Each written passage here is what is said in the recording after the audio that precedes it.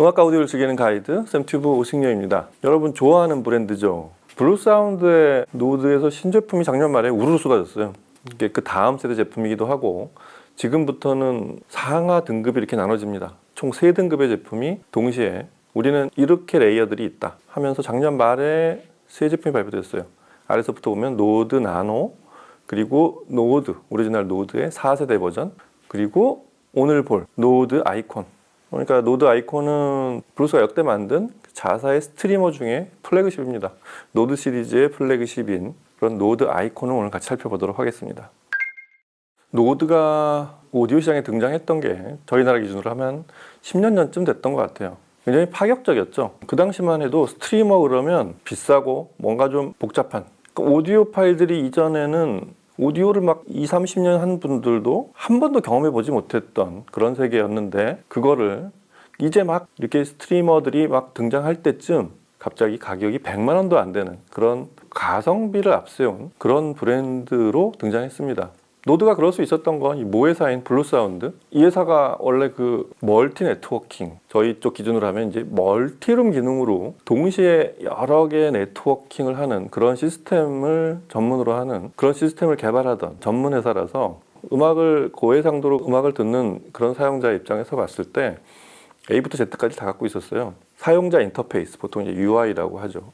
이렇게 사용자가 화면을 보고서 동작시킬 수 있는 그런 전용 앱 프로그램, 그리고 그게 여러 기기들하고 무선으로 정확하게 연결이 되는, 그 다음에 좀 더 들어가면 그 연결 속도, 그 유무선 네트워킹을 타고 들어오는 속도가 실시간으로 정확히 동작하는 거, 뭐 이런 기술들 전문으로 하는 그런 회사였습니다. 그래서 이렇게 보니 어떤 회사들은 우리보다 못한 것 같은데 저거를 수백, 수천만 원의 가격으로 팔고 있는 걸 보고서 그걸 전격적으로 오디오 파일용 제품으로 만들어낸 게 노드였죠. 그래서 야, 이게 100만 원도 안 되는 가격으로 이걸 구할 수 있구나. 1세대 노드는 아마 50만 원도 채 안 됐었던 걸로 기억하는데 정확히는 기억 안 되지만 하여튼 파격적이었어요. 그래서 노드가 나오면서 오디오 파일들의 이 고해상도 음원 스트리밍, 이 시장에 불을 붙인 그런 계기가 됐습니다. 그래서 조금 더 나가보면 노드는 이런 고해상도 음원 시장에 선순환 구조를 만드는 아주 혁신을 불러일으킨 그런 당사자였어요. 뭐 간단히 말해서 이 스트리밍 사용자들이 그렇게 비싸지 않은 가격으로 고해상도 음원을 들을 수 있는 기기가 나오니까 고해상도 음원을 듣는 사용자들이 늘어났단 말이에요. 타이달, 코브즈, 스포티파이, 이런 음원 서비스 가입자들이 늘어나니까 그런 공급자들은 또 제작 인프라를 늘리고 음원들을 확보하고, 그러면 다시 또 야, 음원이 많아지고 사용자들이 많아졌대. 그러면 스트리밍 관련 기기들 제작자들은 또 늘어나고, 이렇게 시장을 키워갔던 건데, 그래서 노드의 역할은 굉장히 컸습니다. 그래서 노드 아이콘은 그런 노드의 이제 4세대까지 오는 동안 원래 오리지널 버전은 노드라는 타이틀을 그대로 유지한 4세대 버전으로 바로 아래 두고, 그 위에 이 레퍼런스 등급의 그런 블루사운드 제품을 하나 만들어낸 게 바로 노드 아이콘입니다. 제품을 볼까요? 기존의 노드하고는 외모부터 많은 차별화를 뒀다는 걸 알 수 있습니다. 일단 기존 노드, 이제 4세대가 된 노드하고 다른 점이 한 4가지쯤 됩니다. 첫째는 이 디스플레이 창이 생겼죠. 이게 5인치의 HD 등급의 풀 컬러 디스플레이고, 그 다음에 이제 입출력 인터페이스가 추가됐는데 기존에 없던 USB-C 입력이 생겼어요. 포트가 요만하지만 그 입력이 생겼다는 건 꽤 많은 확장 기능들이 생겼다는 거죠. 그 외부 기기들, USB-C 출력을 할 수 있는 외부 기기들이 반경이 대거 확장이 돼 있고요. 게다가 아날로그 출력은 밸런스 출력을 추가했어요. 이거는 그냥 서브로 쓰거나 아니면 선반 위에 고만고만한 제품들 나란히 놓고 듣는 그 정도 제품으로 생각을 하지 말란 얘기예요. 그러니까 이 제품은 원래 오디오를 배치하듯이 스피커와 앰프를 이렇게 배치하는 일반적인 오디오 파일의 구조에서 멀찍이 내 옆에다 두고 플레이를 할 수도 있다는 얘기입니다. 그러면 밸런스 케이블을 뭐 집에서 최대 한 10m까지 쓴다 그러면 이 제품을 자유자재로 어디나 배치를 할 수 있게 할 수 있다는 얘기죠. 물론 이 제품은 무선으로 연결할 수 있는 편리함도 있지만 음원의 품질을 그대로 유지한 채로 전송하는 그런 유선 케이블 연결은 밸런스까지 지원할 수 있게 됐다는 게 이 노드 아이콘에 대한 업 버전의 의미이자 블루사운드가 이 제품을 레퍼런스로 설정하겠다는 그런 의지로 보입니다. 그러니까 원래대로 이 제품은 나중에 얘기하겠지만 원래 이 제품의 성능을 감안하면 풀 사이즈로 제작을 했어야 돼요. 근데 블루사운드라는 회사는 제품의 이 사이즈에 대한 컨셉을 항상 이 정도로 컴팩트하게, 나중엔 어떻게 될지 모르지만 블루사운드의 어떤 제품 시그너처라고도 할 수 있습니다. 이 사이즈가 최대라는 거죠. 그 다음에 이건 제품의 성능에서 핵심과도 같은 부분인데 DAC죠. DAC 칩을 듀얼 모노로 좌우 채널별로 구성을 했습니다. ESSI 사브루 칩을 썼는데 이 칩도 사브루의 최고 해상도 칩입니다. ES9039Q2N. 이 바로 아래에 있는 노드 4세대도 똑같은 칩이 들어가는데 노드 4세대에는 두 채널 1개가 들어가는데 위에서 이 상위 노드 아이콘은 좌우 2개를 똑같은 걸 좌우 2개로 배치한 듀얼 모노 구조로 되어 있다는 거. DAC가 좌우 채널별로 듀얼 모노 구성이 되면 꽤 큰 의미들이 있어요. 일단은 대략 직관적으로 느껴지듯이 좌우 채널의 분리도도 일단 증가합니다. 그 다음에 다이나믹스가 늘어나요. 그 DAC 칩이 상위로 올라가면서 입출력 계통의 품질이 개선되기 시작하는데 가장 큰 차이 중에 하나가 마치 앰프의 출력이 늘듯이 다이나믹스가 늘어납니다. 근데 좌우 모노로 구성하면 그 흐름이 좀 더 원활해져서 앰프의 모노 블록처럼 드라이브와 다이나믹스가 조금 더 늘어납니다. 그런 효과가 있고요. 여하튼 그 외에도 뭐 스테이징에 기여하는 부분도 있고 신호의 빠른 처리나 이런 것들에도 기여하는 바가 많아서 칩이 2개가 됐다는 건 여러 가지 의미를 갖습니다. 다만 이제 2개만 꽂으면 되는 게 아니기 때문에 그 칩의 전후 간의 레이아웃과 전후가 입출력을 듀얼 모노에 맞게 구성해 주는 게 쉽지 않기 때문에 그리고 그만큼 단가가 올라간 그런 이유가 되기 때문에 제품을 보고서 구성을 하게 되는 거죠. 그 제품의 등급에 맞게 구성을 하는 거죠. 그리고 이 제품의 이제 기본 기능과 성능을 살펴보면 사실은 스트리머에서 할 수 있는 것들은 거의 빠뜨리지 않고 있습니다. 저희가 하는 고해상도 음원 서비스, 스포티파이, 타이달, 또 아마존 뮤직. 근데 스포티파이, 타이달은 커넥터 앱까지 지원해서 사용자가 좀 더 편리하게 재생을 할 수 있게 되어 있고요. 그다음에 룬 레디 인증 받았고 MQA 디코딩이 되고, 그다음에 뭐 당연하게도 애플의 에어플레이 2 그리고 블루투스 5.2 이런 무선 인터페이스들을 모두 지원하고 있습니다. 그리고 노드 4세대에도 똑같은 게 지원이 되는데 이 기능이 또 필요한 분들은 또 굉장히 반가워하는 기능이죠. 디락 라이브가 지원이 돼요. 그러니까 스트리머에 디락 라이브를 장착을 하면 그 시스템이 뭐든 거기 연결된 앰프와 스피커를 구성을 해서 그 공간 내에서 본인의 시청 위치에서 최적의 어쿠스틱을 만들어내는 좀 더 편리한 기능이고 뭐 재미가 있기도 합니다. 근데 처음에 세팅할 때는 이제 마이크로 녹음을 하고 앉은 자리에서 마이크로 녹음을 하고 이런 작업들이 필요한데 공간 어쿠스틱을 기준을 못 잡으시거나 내 공간이 좌우나 전후가 되게 비대칭인 구조이다. 이럴 때 상당히 편리한 게 디락 라이브 기능입니다. 그것도 포함을 시켰고요. 그 다음에 이 제품의 사이즈를 감안하면 데스크탑의 용도로 쓰는 분들도 꽤 많을 거고 거기에 또 많은 비중을 뒀어요. 그래서 헤드폰 출력에 꽤 많은 비중이 들어가 있습니다. 그래서 헤드폰도 좌우에 좀 더 좋은 헤드폰, 좀 더 큰 헤드폰들을 쓸 수 있게 6.3mm 출력을 이 양쪽 측면에 하나씩 총 2개를 둔 그런 것도 이 노드에선 새로운 모습이고요. 더 중요한 거는 여기 들어간 헤드폰 앰프가 THX AAA. 이게 조지 루카스가 만든 그 포맷이죠. THX사에서 인증한 그 등급의 앰프인데 AA 버전은 뭐냐면 노이즈 레벨을 낮추고 음색에 컬러레이션이 안 들어간 상당히 순도가 높은 그런 등급의 헤드폰 앰프라고 할 수 있습니다. 그 AA가 그 에크로매틱 오디오 앰플리파이어. 그러니까 무색에 색깔이 컬러레이션이 들어가지 않은 그런 오디오 앰프라는 얘기입니다. 그래서 좋은 헤드폰 갖고 계시거나 헤드폰으로 음악 많이 들으시는 분들은 이 제품을 그냥 데스크탑 헤드파이로 사용하셔도 아주 훌륭한 소리를 들으실 수 있을 거라는 거. 하지만 헤드폰은 무선으로도 들을 수 있고 그 다음에 이 제품을 헤드폰이 아닌 일반 하이파이로 들을 수 있는 굉장히 다양한 환경에서 사용할 수 있게 만든 제품이라는 것도 다시 한번 알려드리고요. 자, 그럼 이 제품 노드 아이콘은 어떤 소리를 내는지, 기존의 노드와 어떤 차이가 있는지, 자, 음악을 들어보고 또 얘기 이어가도록 하겠습니다. 음악 들어보시죠.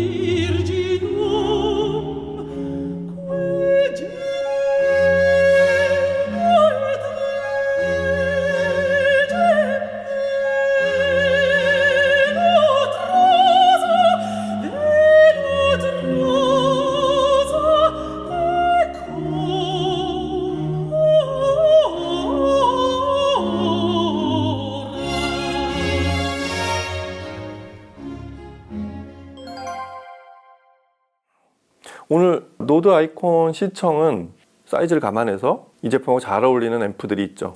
그 잘 아시죠? 벨칸토의 E1 시리즈, 거기에 모노블럭인 601M, 이 제품으로 이렇게 딱 놓으니까 잘 어울립니다.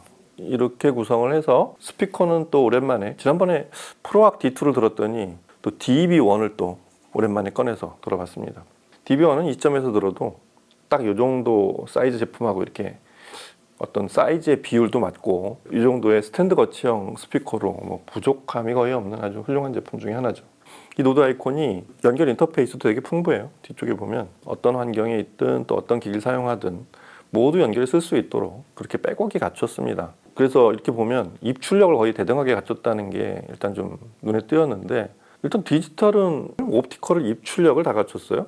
그 다음에 말씀드린 USB-C 입력이 있고, 그리고 동축 코엑셀은 입력도 있지만 그 서브우퍼 아웃이 또 하나 있고, 그리고 말씀드린 아날로그 입력은 RCA만, 그 다음에 출력은 RCA와 XLR, 밸런스 언밸런스를 둘 다 지원하고 있어요.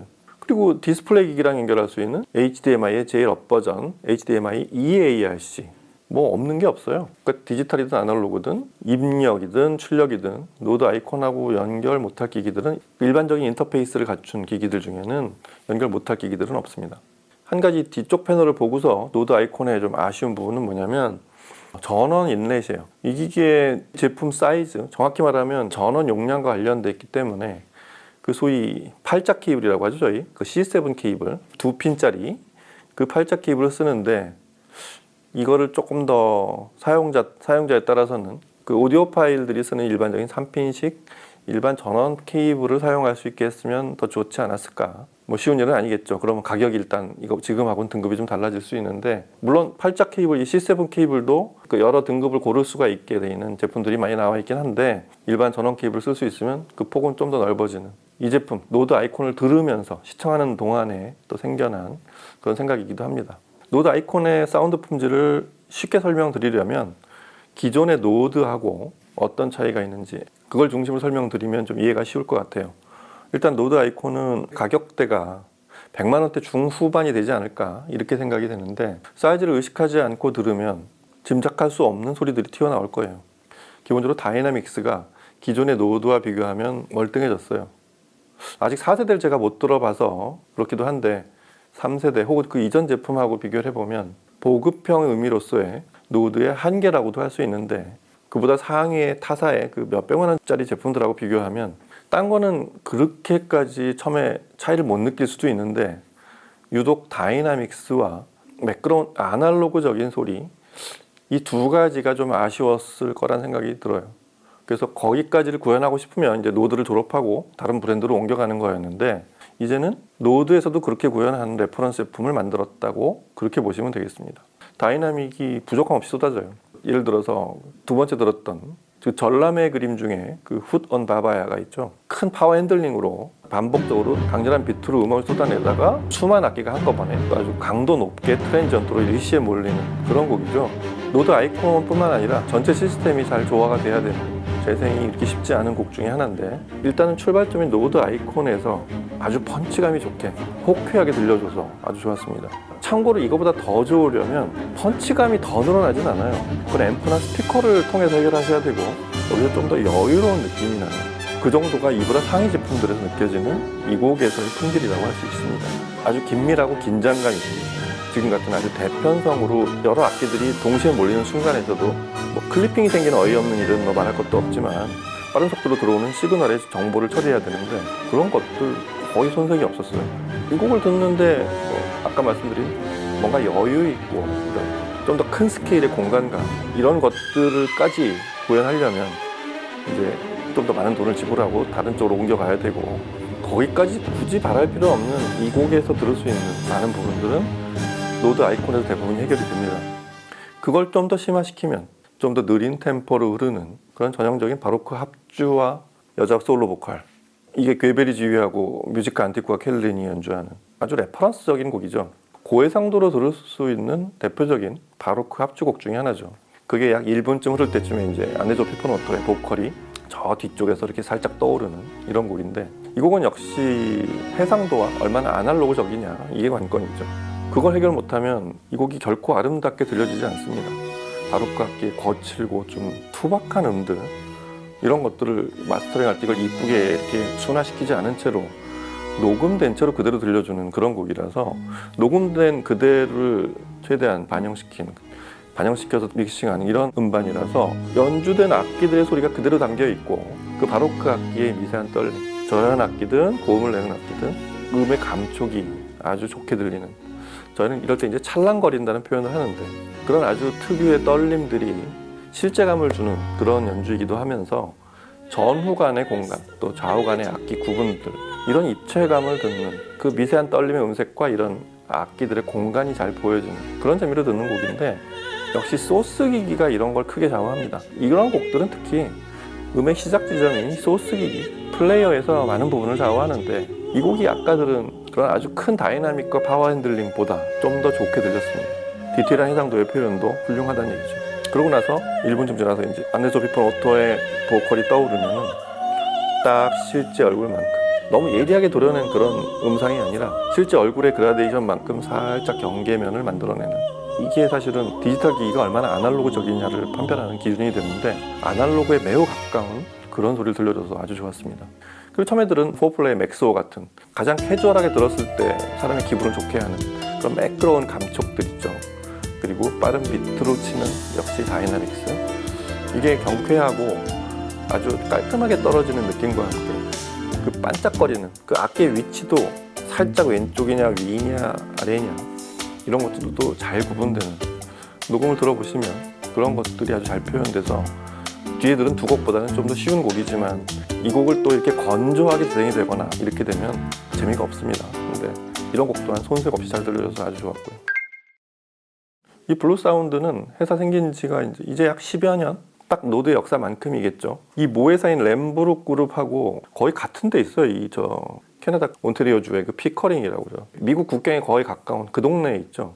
이 두 회사가 같은 건물을 쓰는지 같은 회사 내에 있는 게 아닐까 싶을 정도로 그 램브룩 그룹 산하에서 가장 큰 회사가 역시 블루 사운드입니다. 램브룩을 상징하는 회사라고 할 수 있고, 그 램브룩 그룹에서는 PSB가 가장 오래된 회사라고 한다면 블루 사운드가 램브룩 그룹 전체를 크게 좌우하는, 그래서 그 블루 OS 같은 자사의 핵심 시스템을 NAD 같은 회사에 아낌없이 투여해서 베스트셀러들을 만들어낸 그런 핵심 엔진을 갖고 있는 회사가 블루 사운드입니다. 노드 아이콘에서도 역시 블루 OS 같은 스트리밍 시스템이 아주 큰 역할을 하고 있고요. 그 시스템이 좀 더 심도 있게 음악을 들려줄 수 있게 이전보다 훨씬 많은 것들을 투입해서 만든 블루 사운드의 최고 제품이고 노드의 최상급인 플래그십 제품입니다.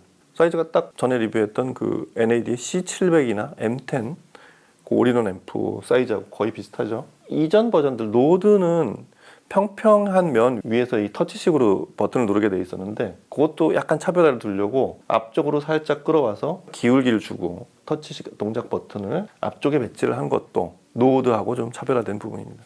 자, 스트리머 필요하신 분들, 그리고 이 블루 사운드 시스템의 장점을 살리자면 이 제품은 블루 OS가 동작하는 앰프, 그 다음에 그 앰프가 들어간 액티브 스피커들하고 무선으로 교신을 할 수 있습니다. 블루 사운드가 원래 그거 전문인데 최대 64개까지 동시 접속을 해서 그렇게 멀티플레잉을 할 수 있는 그런 막강한 기능도 갖고 있다고 하는데, 뭐 저희는 그렇게 쓸 일은 없지만 이 블루 OS 시스템을 탑재한 액티브 시스템이나 앰프가 있다면 페어링 할 수 있는 거리 내에 있으면은 바로 뜹니다.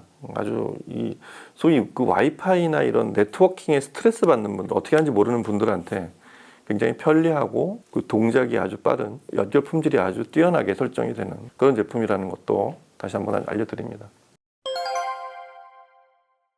네트워크 플레이어에 대해서 아직 좀 뭘 골라야 될지 모르시는 분들, 그리고 네트워킹에 대해서 너무 복잡한 것도 싫고 나는 음악만 좀 잘 들려줬으면 좋겠다, 하지만 나는 음악은 제대로 들어야 된다, 이런 분들, 노드 아이콘이 딱 그런 분들을 위해서 만든 제품이라고 생각이 됩니다. 작아서 그만큼의 소리가 나오겠지 하는 분들보다는 나는 좀 크고 이런 거보다는 좀 성능은 그대로지만 좀 컴팩트하게, 그래서 어디나 책상 위에 놔도 되고 선반에 놔도 되고, 그리고 원래 오디오 렉 자리에도 놓을 수 있는 그런 제품으로 쓰시고 싶은 분들 노드 아이콘 한번 꼭 들어보시기 바랍니다. 자, 오늘은 블루 사운드의 플래그십 네트워크 플레이어 노드 아이콘, 신제품인 노드 아이콘을 같이 살펴보고 들어봤습니다. 다음 시간에 또 다른 제품과 얘기로 찾아뵙겠습니다. 감사합니다.